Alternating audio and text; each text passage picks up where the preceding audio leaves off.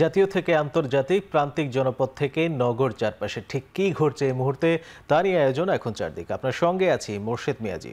কোনো দল বা ব্যক্তি নয়, জুলাই গণঅভ্যুত্থানের পুরো কৃতিত্ব জনগণকে দিলেন বিএনপির ভারপ্রাপ্ত চেয়ারম্যান তারেক রহমান।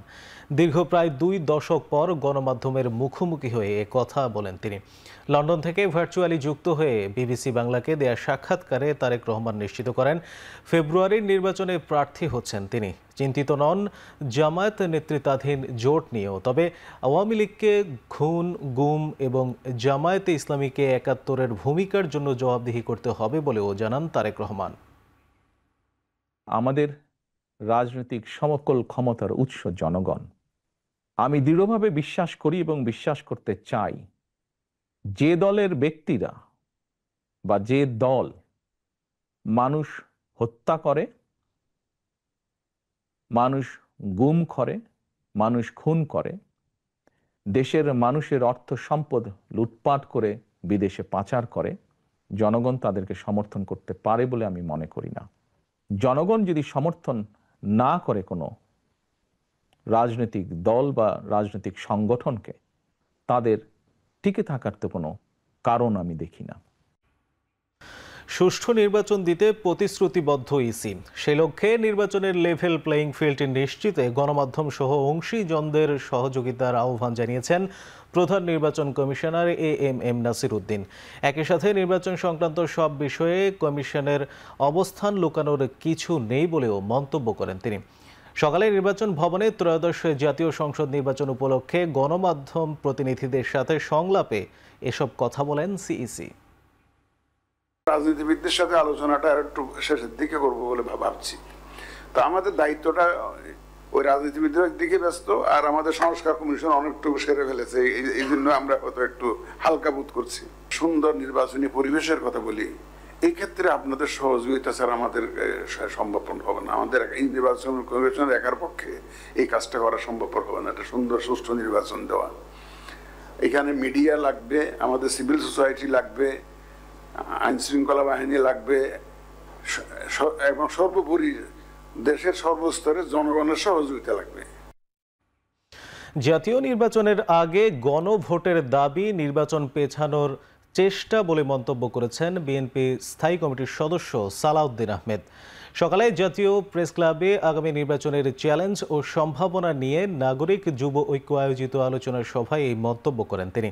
বলেন, আরপিও সংশোধন করে জাতীয় নির্বাচনের দিন গণভোট করা যেতে পারে। বিভিন্ন দাবি তুলে যারা দেশকে অস্থিতিশীল করতে চায়, নির্বাচন সুষ্ঠু করতে তাদের মোকাবেলা করাই সরকারের মূল চ্যালেঞ্জ বলেও মন্তব্য করেন তিনি।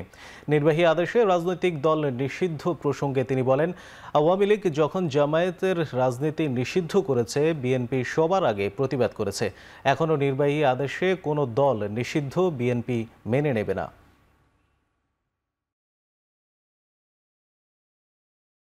একই ব্যালট বাক্স এলি, একই pulling officer, presiding officer, booth centre, সমস্ত আয়োজন, সমস্ত বাজেট সবকিছু হবে, অথচ ফলাফল একই। নির্বাচনের দিনে যে গণভোটের রায়টা আসবে, সেই ফলাফল যেমন একই বাইন্ডিং হবে পার্লামেন্টের উপরে, আর আগে হলো একই বাইন্ডিং। তা এখন লক্ষ্য করছি কেউ কেউ, আমি কোনো দলের নাম নেব না, এটা তো অনিয়ারে যায়, সবাই দেখে, এখনো আবার সেই আগের জায়গায় আগে গণভোট হতে হবে, কনস্টিটিউশন অর্ডার করতে হবে। এগুলো আমাদের মনে হয় পরিহার করা উচিত। এগুলোই হচ্ছে মূল চ্যালেঞ্জ। নির্বাচনটা চ্যালেঞ্জ না। যারা নির্বাচন বিলম্বিত করতে চায় বিভিন্ন কায়দা কানুনের মধ্য দিয়ে, সেটাই হচ্ছে চ্যালেঞ্জ। রাজনৈতিক দলগুলো অনমনীয় হলে জাতীয় সংকট মোকাবেলায় সম্ভব নয়। তাই ভোটের আগে জুলাই সনদ ও নির্বাচন প্রক্রিয়া নিয়ে আরও আলাপ আলোচনা করে অগ্রসর হওয়ার আহ্বান জানান জামায়াতে ইসলামীর সেক্রেটারি জেনারেল মিয়া গোলাম পরোয়ার। সকালে জাতীয় প্রেস ক্লাবে বুয়েট শিক্ষার্থী শহীদ আবরার ফাহাদ স্মরণে আয়োজিত আলোচনা সভায় এই আহ্বান জানান তিনি। বাংলাদেশে প্রায় ৩১টি দল এই সংস্কারের কার্যক্রমে ঐক্যমত্য কমিশনে সহযোগিতা করছেন। ২৫-২৬টি দলের যে সংস্কার প্রস্তাবে ঐক্যমত্য হয়েছে, বাকি গুরুত্বপূর্ণ কিছু মেজর জায়গায় কিছু কিছু দলের আপত্তির কারণে এই প্রচেষ্টা এখনো সফলতার মুখ দেখতে পাচ্ছে না। কিন্তু আমরাই যদি এত শক্ত হয়ে যাই, তাহলে তো জাতীয় সংকট কিন্তু সমাধান হবে না। 6টা পদ্ধতি আছে পিয়ারের, আমরা যদি কমনলি একমত হয়ে যেতে পারি তাহলে এটাও আলোচনার ভিত্তিতে কিন্তু প্রয়োজনে সংবিধানকে অ্যামেন্ডমেন্ট করে কোনো বিধি পরিবর্তন করে আমরা এই সব সমস্যার সমাধান করতে পারি। শাপলা প্রতীকেই নির্বাচন করতে চায় এনসিপি। শাপলা প্রতীক না দিলে নির্বাচন কমিশন আস্থা হারাবে বলে মন্তব্য করেছেন দলটির উত্তরাঞ্চলের মুখ্য সংগঠক সার্জিস আলম। নাটোরে এনসিপির জেলা সমন্বয় সভায় তিনি আরও বলেন, আসন্ন জাতীয় সংসদ নির্বাচনে এনসিপি জোটবদ্ধ হয়ে নির্বাচন করবে কিনা সে বিষয়ে বিভিন্ন দলের সাথে আলাপ আলোচনা চলছে। যেহেতু আমাদের শাপলা প্রতীক পেতে আইনগত কোনো বাধা নেই, তাই এনসিপি আগামী নির্বাচনে শাপলা প্রতীকেই অংশগ্রহণ করবে, অন্য কোনো অপশন নেই। আমরা নির্বাচন কমিশন তাদের জায়গা থেকে আমরা অনুরোধ করব তারা যেন নিজেদের স্ট্যান্ডার্ডের প্রমাণ দেয়, যেই মার্কাটা নিয়ে একটা ডিগনিটি শো করে তারা তাদের জায়গা থেকে নির্বাচন করতে পারবে, জনগণের কাছে যেতে পারবে, ওই ধরনের মার্কা আমরা তাদেরকে ওই লিস্টে ইনক্লুড করতে বলবো। এবং যেগুলো জুলাই গণঅভ্যুত্থানে কুষ্টিয়ায় 6 জনকে হত্যা মামলায় আওয়ামী লীগ নেতা মাহবুবুল আলম হানিফ সহ 4 জনের বিরুদ্ধে অভিযোগ আমলে নিয়ে গ্রেপ্তারি পরোয়ানা জারি করেছে আন্তর্জাতিক অপরাধ ট্রাইব্যুনাল। সোমবার আন্তর্জাতিক অপরাধ ট্রাইব্যুনাল 2 এর চেয়ারম্যান বিচারপতি নজরুল ইসলাম চৌধুরীর নেতৃত্বে 3 সদস্যের ট্রাইব্যুনাল মামলার অভিযোগ আমলে নেন। একই সঙ্গে 14 অক্টোবর 4 আসামিকে হাজির করতে বলা হয়েছে। মামলার 4 আসামি সবাই পলাতক। আসামিদের বিরুদ্ধে 3টি অভিযোগ আনা হয়েছে। মানবতাবিরোধী অপরাধের অভিযোগে শেখ হাসিনা সহ 3 জনের বিরুদ্ধে সর্বশেষ সাক্ষীর জেরা অনুষ্ঠিত হচ্ছে আন্তর্জাতিক অপরাধ ট্রাইব্যুনাল 1-এ। এই মামলায় মোট সাক্ষ্য দিয়েছেন 54 জন। সাক্ষীদের মধ্যে ছিলেন জুলাইয়ে নৃশংসতার প্রত্যক্ষদর্শী, ভুক্তভোগী, চিকিৎসক ও আইন শৃঙ্খলা বাহিনীর সদস্যরা। অন্যদিকে ট্রাইব্যুনাল 2-এ জুলাই আন্দোলনের প্রথম শহীদ আবু সাঈদ হত্যা মামলার 9ম দিনের সাক্ষ্য গ্রহণ চলছে।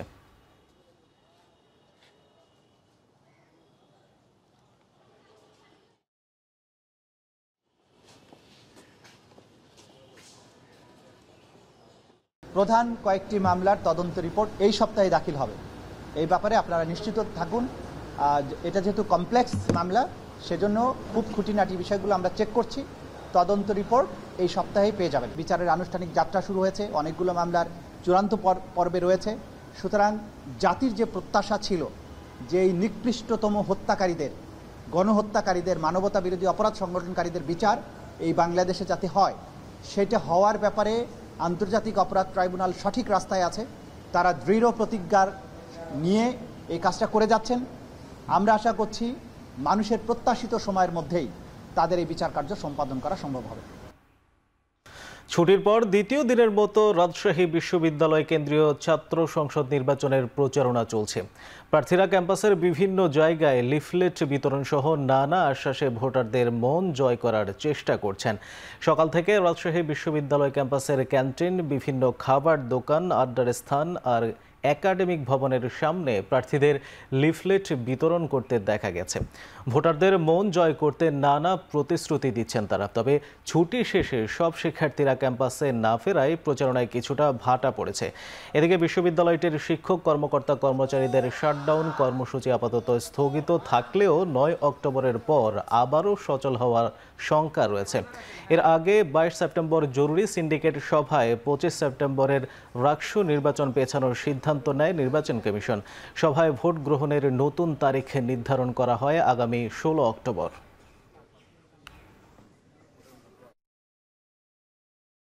মাত্র ছুটি শেষ হলো, এখনও ক্যাম্পাসে সবাই ফিরে আসেনি।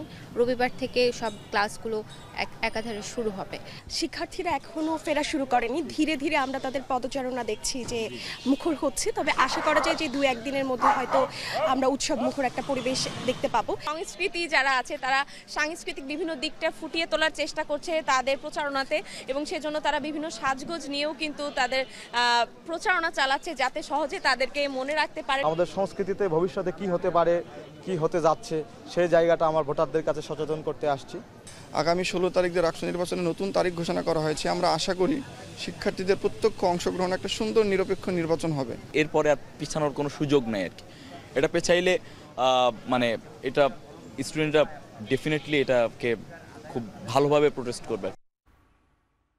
এদিকে চাকসু নির্বাচনকে ঘিরে প্রচারণায় মুখর বিশ্ববিদ্যালয়ের ক্যাম্পাস। সকাল থেকেই ব্যস্ত সময় পার করছেন প্রার্থীরা। লিফলেট বিতরণ আর নানা আশ্বাসে ভোটারদের মন জয়ের চেষ্টা তাদের। পূজার ছুটির পর যারা ক্যাম্পাসে আসছেন তাদের কাছে নিজেদের প্রতিশ্রুতি পৌঁছে দিচ্ছেন প্রার্থীরা। একই সাথে ভোটারদের দাবি শুনছেন তারা। এর মধ্যে আবাসন, যাতায়াত, ক্যান্টিন ভোগান্তি দূর করার প্রসঙ্গই আসছে সবচেয়ে বেশি। প্রার্থীরাও এসব ভোগান্তি কমানোর আশ্বাস দিচ্ছেন। এদিকে নির্বাচনী পরিবেশ নিয়েও সন্তোষ প্রকাশ করেছেন প্রার্থীরা। যদিও শহর থেকে দূরে হওয়ায় নির্বাচনের দিন ভোটার উপস্থিতি কেমন হবে তা নিয়ে সংশয় আছে বহু প্রার্থীর।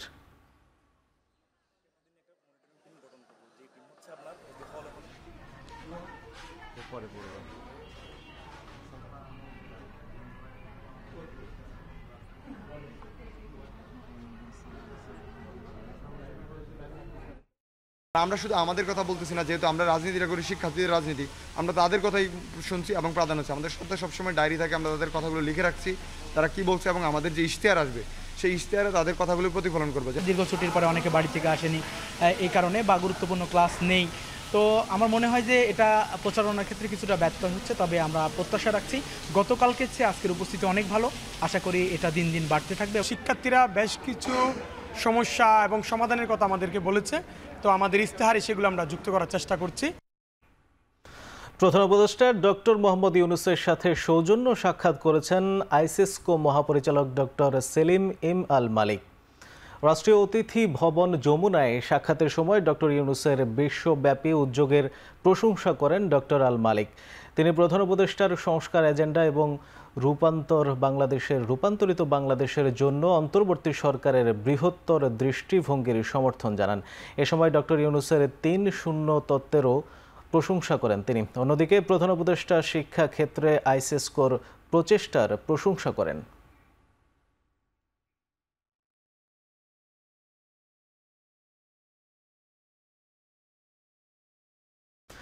আগামী নির্বাচনে পিআর পদ্ধতি সহ সুষ্ঠু নির্বাচনের বিষয়ে 5টি প্রস্তাবনা নিয়ে যুক্তরাজ্যের বাণিজ্য দূত ব্যারোনেস রোজি উইন্টারের সাথে আলোচনা হয়েছে বলে জানান জামায়াতে ইসলামের নায়েবে আমির অধ্যাপক মুজিবুর রহমান।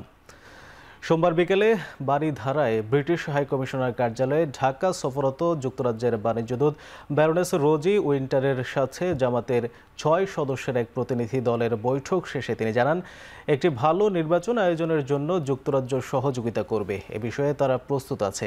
বাংলাদেশের ব্যবসা, বাণিজ্য, শিক্ষা, বিনিয়োগ ও নারীদের অর্থনৈতিক স্বাবলম্বীর বিষয়ে আলোচনা হয়েছে বলেও জানান তিনি।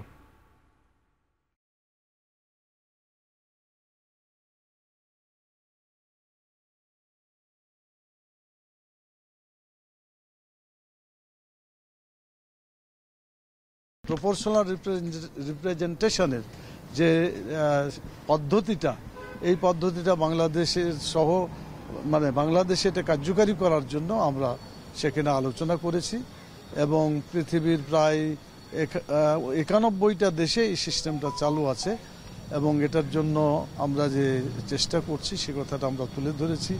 এছাড়া বিগত সংগ্রামের সময় যারা অন্যায় করেছে, জুলুম অত্যাচার করেছে, তাদের বিচারটা, আগে বিচার এবং আমাদের সংস্কার, এই দাবি পূরণ হওয়ার পরে নির্বাচন হলে নির্বাচনটা ভালো হবে, সেটা আমরা তুলে ধরেছি। বাংলাদেশে সুষ্ঠু নিরপেক্ষ নির্বাচনের মাধ্যমে নির্বাচিত সরকার দেখতে চায় তুরস্ক। ওআইসিকে শক্তিশালী করা, ব্যবসা বাণিজ্যে সহযোগিতা, বাংলাদেশে বিনিয়োগ বাড়াতে চায় দেশটি। দুপুরে গুলশানে বিএনপি চেয়ারপারসনের রাজনৈতিক কার্যালয়ে আসেন দেশটির উপ-পররাষ্ট্রমন্ত্রী এ বেরিস একিঞ্চি ও ঢাকায় নিযুক্ত রাষ্ট্রদূত রামিজ সেন। তাদের সঙ্গে সাক্ষাৎ শেষে এ কথা জানান স্থায়ী কমিটির সদস্য আমির খসরু মাহমুদ চৌধুরী। এ সময় দলের স্থায়ী কমিটির আরেক সদস্য সালাউদ্দিন আহমেদ বলেন, বাংলাদেশের সাথে একটি জয়েন্ট ডিফেন্স ইন্ডাস্ট্রি স্থাপনের বিষয়ে আগ্রহ প্রকাশ করেছে তুরস্ক।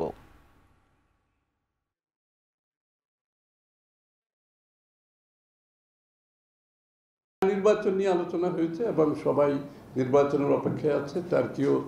তারাও সবাই নির্বাচনের পরবর্তী যে বাংলাদেশ দেখতে চাই, আমরা যেহেতু বাংলাদেশ গড়তে চাই, টার্কির সাথে নির্বাচনের পরবর্তী সময়ে যে বাংলাদেশের সম্পর্ক কি হতে পারে, যেগুলো আমি বললাম, এসব সম্পর্ক কিভাবে আরও বাড়ানো যায় সেটা আলোচনা এসেছে। সাভারের আশুলিয়ায় আগুন লেগে পুড়ে গেছে একটি পোশাক কারখানা। তবে এই ঘটনায় কেউ দগ্ধ বা হতাহত হয়নি। ফায়ার সার্ভিস জানায় দুপুর 12টার দিকে পলমল গ্রুপের আয়েশা ক্লোথিং লিমিটেড নামে একটি পোশাক কারখানায় হঠাৎ আগুন লাগে। মুহূর্তে পুরো কারখানার বিভিন্ন অংশে আগুন ছড়িয়ে পড়ে। এর আগে দ্রুত কারখানা থেকে বের হয়ে যান শ্রমিকরা। খবর পেয়ে ঘটনাস্থলে যান ফায়ার সার্ভিস ও সেনাবাহিনী। পরে ফায়ার সার্ভিসের 9টি ইউনিটের প্রায় 2 ঘন্টার চেষ্টায় দুপুর 2টার দিকে আগুন নিয়ন্ত্রণে আসে। আগুনের ঘটনায় কেউ দগ্ধ বা হতাহত না হলেও পুড়ে যায় কারখানাটি। বৈদ্যুতিক শর্ট সার্কিট থেকে আগুনের সূত্রপাত বলে প্রাথমিকভাবে ধারণা করছে ফায়ার সার্ভিস।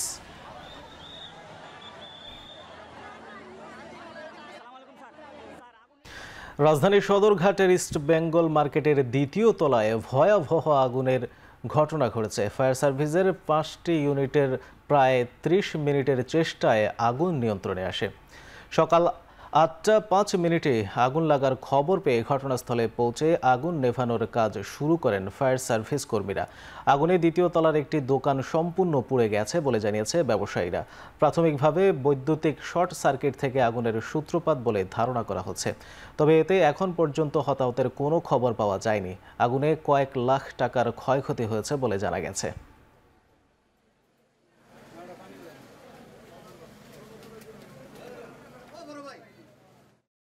পুরো মার্কেটটাই আমাদের পুরো দেওয়ার হচ্ছে। শুধু দোতলায় আগুন লাগছে একটা দোকান তাই না, পুরো 14 তলা পর্যন্ত। তো আমরা খবর পেয়েছি 8টা পৌনে 8টা নাগাদ। তো তখন মার্কেট তো খুলে হচ্ছে 9টার দিকে। তো তালা বন্ধ থাকাতে আসলে মানে ইনস্ট্যান্ট নিয়ন্ত্রণ করাটা সম্ভব হয় নাই। তো যতক্ষণে নিয়ন্ত্রণ হয়েছে ততক্ষণ ওই দোকান পুরোই শেষ। এলডিসি উত্তরণের পর উচ্চ মূল্য দিতে হবে বলে সতর্ক করেছেন অর্থ উপদেষ্টা ডক্টর সালেহ উদ্দিন আহমেদ। দুপুরে বিজ্ঞান ও প্রযুক্তি মন্ত্রণালয়ের উদ্যোগে রিসার্চ টু মার্কেট শীর্ষক গোলটেবিল আলোচনায় একথা বলেন তিনি। এ সময় তিনি বলেন, দেশে কোনো আবিষ্কার গুরুত্বের সাথে দেখা হয় না। গবেষণায় এখনও পিছিয়ে রয়েছে দেশ। বিসিআইসি ও বিভিন্ন বিশ্ববিদ্যালয়ে গবেষণার সুযোগ বাড়াতে হবে বলে মন্তব্য করেন তিনি। এদিকে কৃষি, পশুপালন ও মৎস্য খাতে দেশের উদ্ভাবন ও প্রযুক্তি ভালো অবদান রাখছে। আগামীতে এ ধারাবাহিকতা অব্যাহত রাখার তাগিদ দেন তিনি।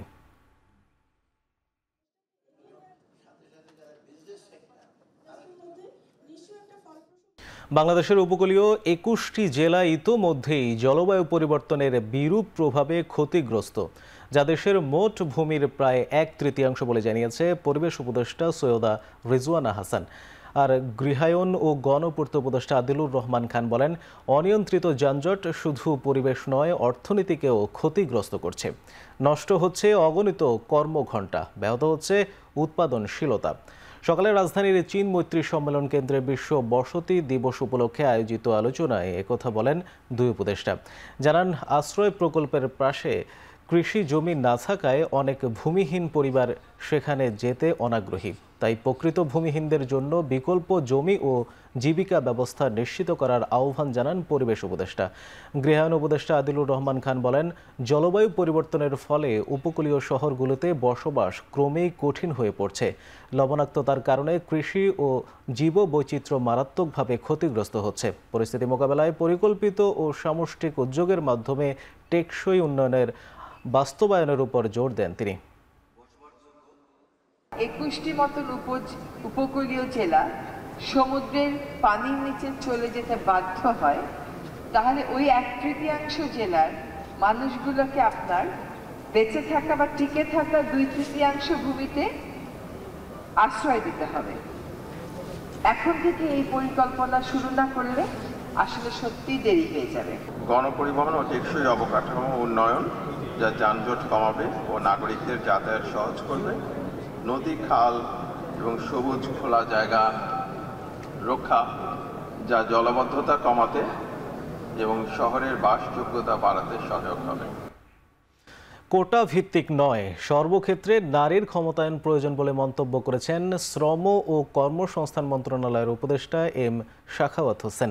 রাজধানীর একটি হোটেলে নারী ক্ষমতা ও কর্মসংস্থান উদযাপন অনুষ্ঠান হেরিজন ফেস্টে একথা বলেন তিনি।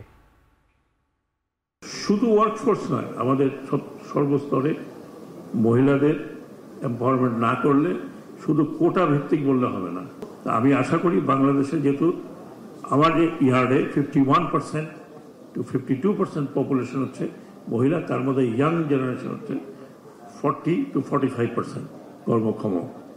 কাজে তাদেরকে প্রশিক্ষণ দিতে হলে তাদের নেতৃত্বের প্রয়োজন আছে। সেই নেতৃত্বের জায়গা, ডিসিশন মেকিংয়ের জায়গায় যদি উইমেন এম্পাওয়ারমেন্ট না হয় তাহলে নিচে শুধুমাত্র সেমিনার করে কিছু হবে। ঘুষের বিনিময়ে একদিনেই ৭৭ জন কর্মচারীকে বদলি করেন চট্টগ্রামের বন সংরক্ষক ডক্টর মোল্লা রেজাউল করিম। এমন অভিযোগের প্রাথমিক সত্যতা পেয়েছে দুদক। গেল ফেব্রুয়ারিতে চট্টগ্রাম অঞ্চলের বন অফিসে অভিযান চালিয়ে এই অভিযোগের প্রাথমিক সত্যতা পেয়েছে। দুদকের নথি বলছে, রেজাউল করিমের আস্থাভাজন হিসেবে পরিচিত চট্টগ্রাম ফরেস্ট একাডেমির ফরেস্টার আব্দুল হামিদের মধ্যস্থতায় এই বদলি বাণিজ্যের বিপুল অর্থ লেনদেন করেন। তার বিরুদ্ধে ফেনীতে বাগান প্রকল্পে ১ লাখ গাছ লাগানোর কথা থাকলেও তা না করে প্রায় আড়াই কোটি টাকা আত্মসাৎ করেন। এছাড়া রেজাউল করিমের নামে লালমাটিয়ায় ৭ কোটি টাকার 2টি ফ্ল্যাট, ধানমন্ডিতে স্ত্রীর নামে 5 কোটি টাকা মূল্যের ফ্ল্যাট ও সাতক্ষীরার তালা থানায় 20 জমি ক্রয়ের প্রাথমিক উপাদান পেয়েছে দুদক, যার ভিত্তিতে দুদক তার বিরুদ্ধে গোয়েন্দা কার্যক্রম শুরু করেছে। উজানের ঢলে রংপুর সহ উত্তরের 3 জেলার নিম্নাঞ্চল প্লাবিত হয়েছে। কয়েক ঘন্টার ব্যবধানে পানি কমতে শুরু করলেও এখনও কমেনি দুর্ভোগ। গতরাতে তিস্তা ব্যারেজ পয়েন্টে পানি বিপদ সীমার উপরে প্রবাহিত হয়। এতে রংপুর, লালমনিরহাট ও নীলফামারীর নিম্নাঞ্চল হঠাৎ প্লাবিত হয়। এর আগে তিস্তার উজানে ভারতীয় অংশে অতিবৃষ্টির কারণে সৃষ্ট ঢলে গতকাল দুপুর থেকেই পানি বাড়তে থাকে। রাত 12টায় তা বিপদ সীমার 36 সেন্টিমিটার উপরে প্রবাহিত। এতে নীলফামারী, লালমনিরহাট ও রংপুরে তিস্তা সংলগ্ন নিম্নাঞ্চল প্লাবিত হয়। বিশেষ করে লালমনিরহাট এর মহিষখোঁচা ইউনিয়নের কিছু এলাকা তলিয়ে যায়। পানি উন্নয়ন বোর্ডের কর্মকর্তারা জানান, পানি ক্রমাগত নেমে যাচ্ছে, তবে ভুক্তভোগীদের দাবি যত দ্রুত সম্ভব তিস্তা মহাপরিকল্পনা বাস্তবায়নের।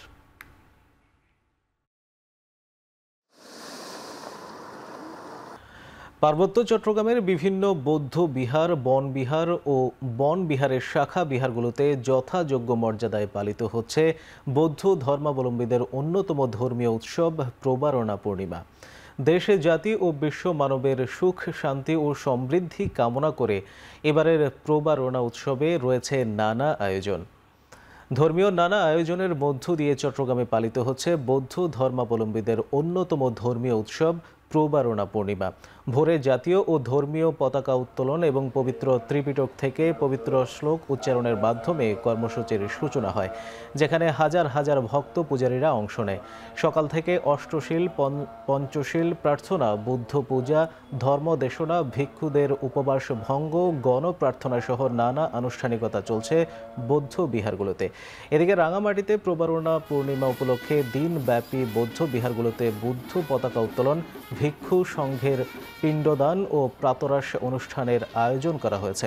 সন্ধ্যায় হাজার বাতি প্রজ্বলন ও ফানুস উড়ানোর মধ্য দিয়ে প্রবারণা পূর্ণিমার আয়োজন শেষ হবে।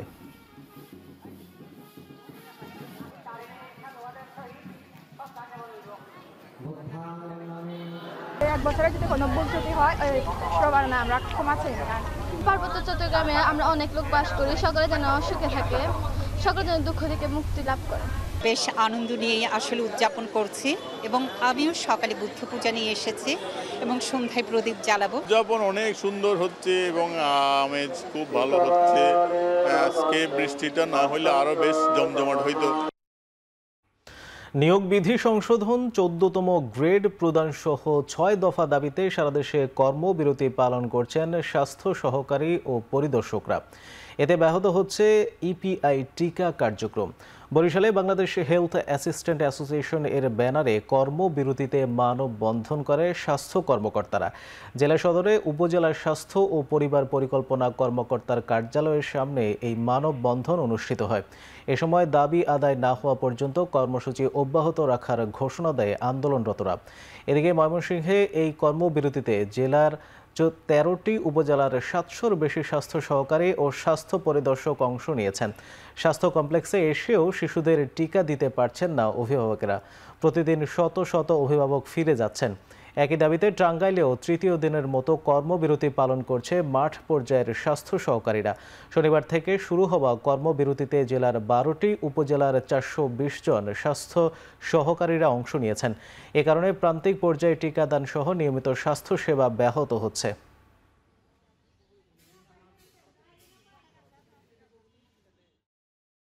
অনেকবার আমরা ঢাকাতে গিয়েছি, অবস্থান করেছি, কর্মসূচি দিয়েছি, কিন্তু আমাদের প্রতিবারই আশ্বাস দেওয়া হয়েছে, কিন্তু আমাদেরকে কোনো ইয়ে করা হয় নাই। 1979 সালে আমাদের স্বাস্থ্য সহকারী পদ সৃজন হওয়ার পর থেকে আমরা আজকে 2025 41 বছর পরে আমরা একই পদে আমরা রয়ে গেছি। আমাদের কোনো পদোন্নতি নেই। আমাদের যদি ভবিষ্যতে এই দাবিগুলো দৃশ্যমান কোনো দাবি মানা না হয়, তাহলে আমাদের আরও কঠোর কর্মসূচিতে যাব। যে পর্যন্ত আমাদের স্বাস্থ্য সহকারীদের নিয়োগ বিধি সংশোধন করে 14তম গ্রেড প্রদান না করা হবে, ততদিন পর্যন্ত আমরা কমপ্লিট শাটডাউন পালন করব। এখন টিভির চট্টগ্রাম ব্যুরো প্রধান হোসাইন জিয়াদ, চিত্র সাংবাদিক মোহাম্মদ পারভেজ ও চালক মাহবুবুল আলমের উপর হামলার ঘটনায় দোষীদের 48 ঘন্টার মধ্যে গ্রেপ্তারের আলটিমেটাম দিয়েছে চট্টগ্রাম প্রেস ক্লাব সহ সর্বস্তরের সাংবাদিক সমাজ। অন্যথায় বৃহত্তর আন্দোলনের হুঁশিয়ারি দেন তারা। সকালে চট্টগ্রাম প্রেস ক্লাবের সামনে প্রতিবাদ সমাবেশে সাংবাদিক নেতারা বলেন, প্রশাসনের ছত্র ছায়ায় চিহ্নিত সন্ত্রাসীরা এখন টেলিভিশনের সংবাদকর্মীদের উপর হামলা করেছে। এছাড়া হামলার একদিন পার হলেও এখনও কাউকে আটক করতে না পারায় প্রশাসনের সমালোচনা করেন সাংবাদিক নেতারা। এ সময় দোষীদের 48 ঘন্টার মধ্যে গ্রেপ্তারের আলটিমেটাম দেন তারা। একই ঘটনার প্রতিবাদে ফেনীর প্রেস ক্লাব চত্বরে প্রতিবাদ সমাবেশ ও মানববন্ধন কর্মসূচি পালন করেন স্থানীয় সাংবাদিকরা। এ সময় বক্তারা বলেন, বিভিন্ন সময় অন্যায়ের বিরুদ্ধে সোচ্চার হওয়ায় সংবাদকর্মীদের উপর হামলার ঘটনা ঘটেছে। এদিকে শরীয়তপুর ইলেকট্রনিক্স মিডিয়া জার্নালিস্ট অ্যাসোসিয়েশনের সাংবাদিকরা মানববন্ধন কর্মসূচি পালন করেছেন। এ সময় হামলায় জড়িতদের দ্রুত সময়ে গ্রেপ্তারের দাবি জানান তারা।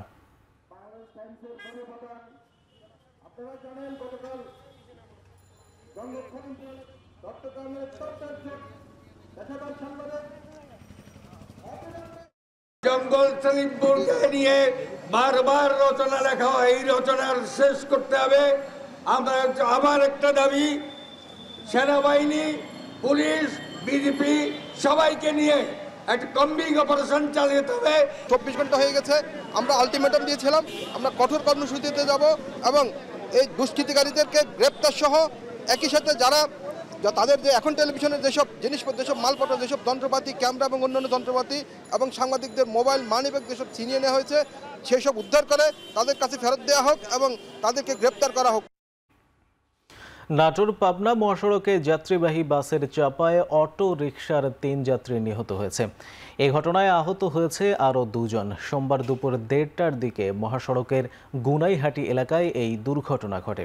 নিহতরা হলেন আনসার ও নয়ন নামের 2 যাত্রী ও অটো চালক মনসের।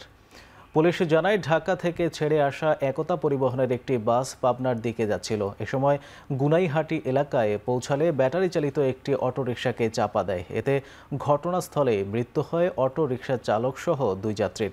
আর গুরুতর আহত 2 জনকে উদ্ধার করে স্থানীয় হাসপাতালে ভর্তি করা হয়। পরে আশঙ্কাজনক অবস্থায় তাদের রাজশাহী মেডিকেল কলেজ হাসপাতালে প্রেরণ করা হয়েছে। বাসটি জব্দ করেছে হাইওয়ে পুলিশ।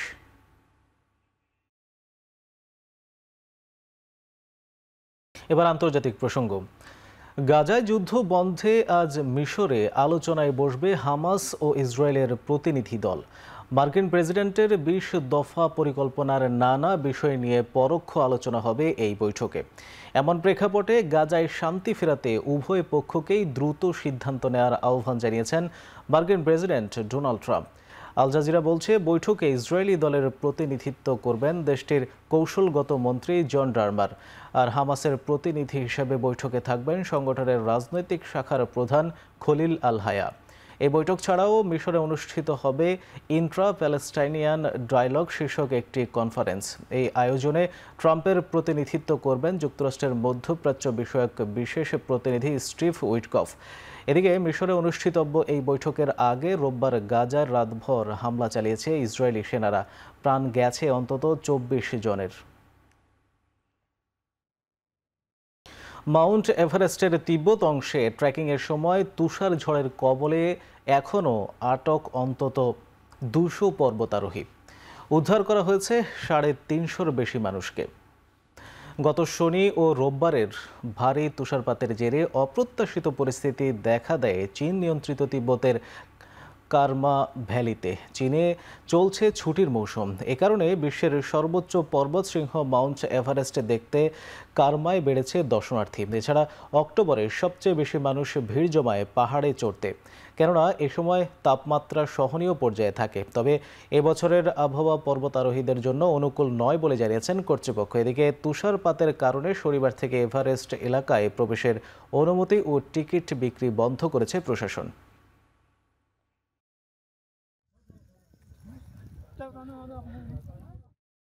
হঠাৎ পদত্যাগ করলেন ফ্রান্সের প্রধানমন্ত্রী সেবাস্তিয়ান লেকনো। দায়িত্ব গ্রহণের 26 দিনের মাথায় প্রধানমন্ত্রীর পদ থেকে সরে দাঁড়ালেন তিনি। কয়েক সপ্তাহ বিভিন্ন রাজনৈতিক দলের সঙ্গে আলোচনার পর মাত্র 14 ঘন্টা আগে মন্ত্রিসভা গঠন করেছিলেন লেকোর্নো। সোমবার নতুন মন্ত্রিসভার প্রথম বৈঠক অনুষ্ঠিত হওয়ার কথা ছিল। তবে মন্ত্রিসভা গঠনের পর দেশটির জাতীয় পরিষদের বেশ কয়েকটি দলের তীব্র সমালোচনার মুখে পড়েন তিনি। তারা ভোটের মাধ্যমে এটি বাতিলের হুমকিও দেন। গত মাসে ফ্রান্সের পার্লামেন্ট আস্থা ভোটে হেরে যান ফ্রাঁসোয়া বাইরুর সরকার। এরপর নতুন প্রধানমন্ত্রী হিসেবে দায়িত্ব পান সেবাস্তিয়ান লেকোর্নো। গেল 21 মাসে ফ্রান্সের 5 বার প্রধানমন্ত্রী পদে পরিবর্তন এসেছে। মানবদেহের রোগ প্রতিরোধ ব্যবস্থা নিয়ে গবেষণার জন্য চিকিৎসা শাস্ত্রে নোবেল পেলেন 3 বিজ্ঞানী। পেরিফেরাল ইমিউন টলারেন্স নিয়ে আবিষ্কারের স্বীকৃতি হিসেবে পান বিশ্বের সর্বোচ্চ সম্মাননা। সোমবার সুইডেনের রাজধানী স্টকহোমে ক্যারোলিনস্কা ইনস্টিটিউট থেকে নোবেল জয়ী ত্রয়ীর নাম ঘোষণা করা হয়। চলতি বছর ফিজিওলজি বা মেডিসিন বিভাগে সম্মিলিতভাবে নোবেল পুরস্কার বিজয়ীরা হলেন যুক্তরাষ্ট্রের মেরি ই ব্রাঙ্কো ও ফ্রেড রামোসডেল এবং জাপানের শিমন সাকাগুচি। বিবৃতিতে বলা হয়, ক্যান্সার ও অটো ইমিউনি ডিজিজের মতো দুরারোগ্য রোগের চিকিৎসা নিয়ে গবেষণা ও উন্নয়নে নতুন ক্ষেত্র প্রতিষ্ঠা করেছে তারা। মর্যাদাপূর্ণ এই সম্মাননার পাশাপাশি পুরস্কারের 1,10,00,000 সুইডিশ ক্রোনার সমান ভাগে ভাগ করে দেওয়া হবে 3 বিজ্ঞানীকে। এছাড়া স্বর্ণ পদকও উপহার পাবেন সুইডিশ রাজার কাছ থেকে।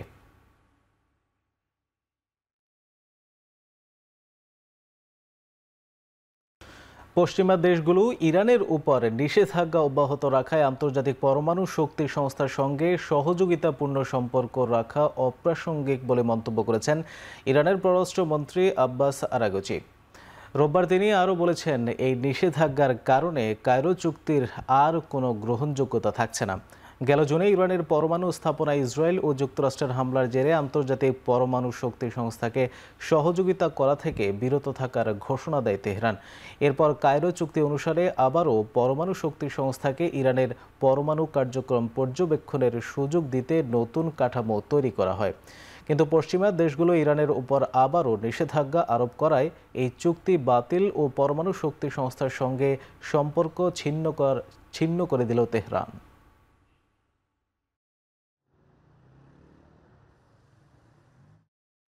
টানা বৃষ্টির কারণে পাহাড় ধস ও আকস্মিক বন্যার কবলে ভারতের পশ্চিমবঙ্গের দার্জিলিং সহ কয়েকটি জেলা প্রাণহানি দাঁড়িয়েছে 28 জনে।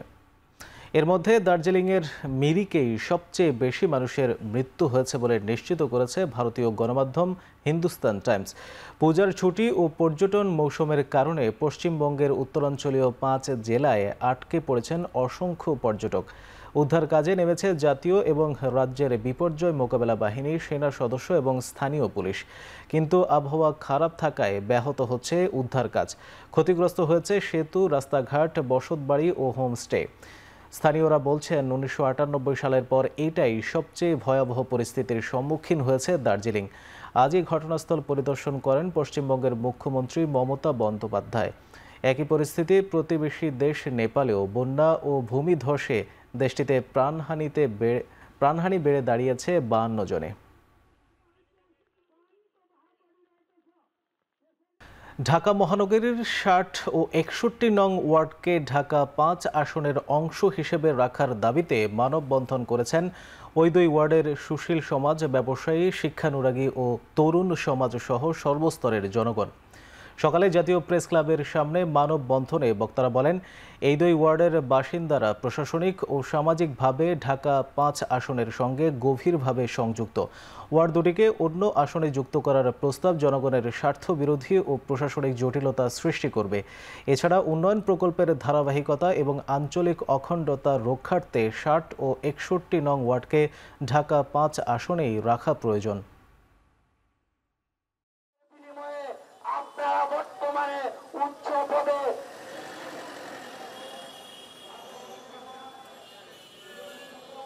আপনারা যারা বর্তমান জনগণের বিরুদ্ধে কাজ করতেছে,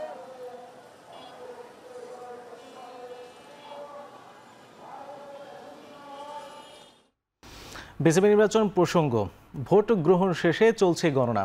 এর মধ্যে সি ক্যাটাগরি থেকে পরিচালক নির্বাচিত হয়েছেন সাবেক অধিনায়ক খালেদ মাসুদ পাইলট। শীঘ্রই আসবে চূড়ান্ত ফলাফলের ঘোষণা। বিষয়ে সবশেষ খবর জানাতে হোটেল সোনারগাঁও থেকে যুক্ত হচ্ছেন সহকর্মী আরিফুল ইসলাম সাহাব। সাহাব, ভোট গ্রহণ তো শেষ হয়েছে, ভোটের ফলাফল কখন পাওয়া যাবে বা কারা কারা এগিয়ে আছেন জানাবেন বিস্তারিত।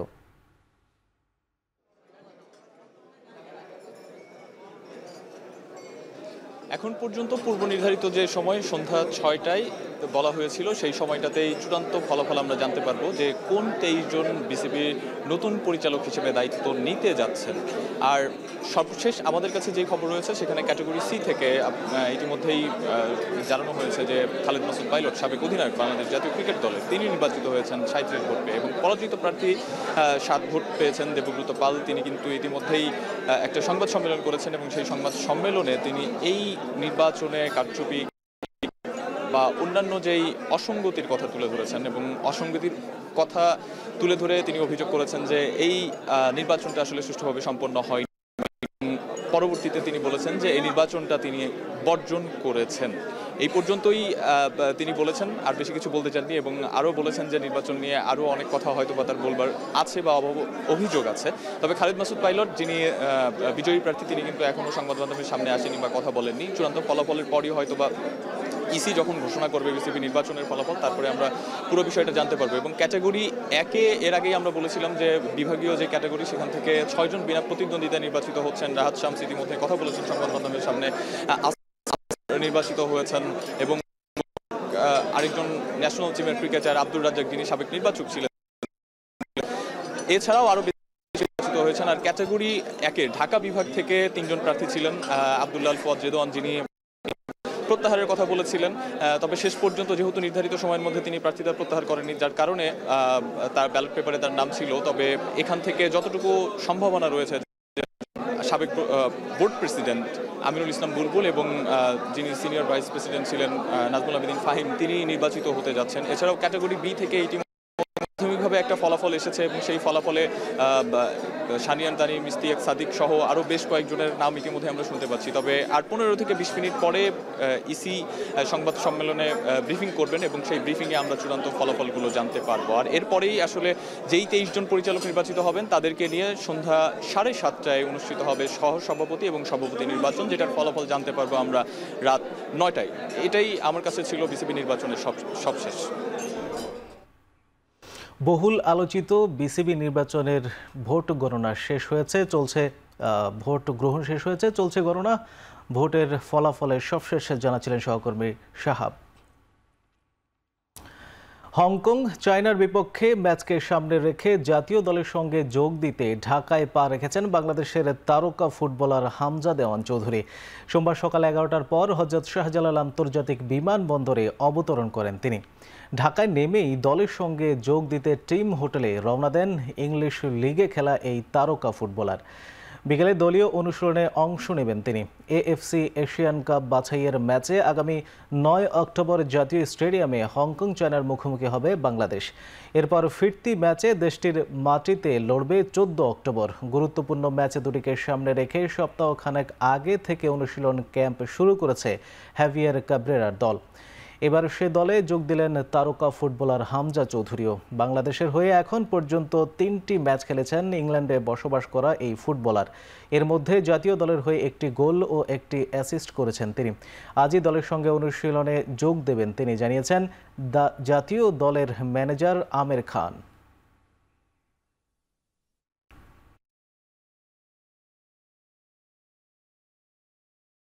হামজা যেহেতু আসছে, সেটা একটা বাড়তি স্পিরিট যোগায় আমাদের টিমকে। এবং সে আসার পরে সে উৎফুল্ল এবং সে আমাকে বলল যে আমি টায়ার্ড, কিন্তু আমি বিকেলে মাঠে যাব। তো সেই জিনিসটা আসলে আরও আত্মবিশ্বাস বাড়িয়ে দেয়। শেষ করছি এখন চারদিকে। এখন টেলিভিশন ওয়েবসাইটে দেখতে ভিজিট করুন www.ekhon.tv। এছাড়া ফেসবুকে দেখতে ভিজিট করুন facebook.com/tv.ekhon এবং ইউটিউবে দেখতে ভিজিট করুন youtube.com/c/ekhon tv।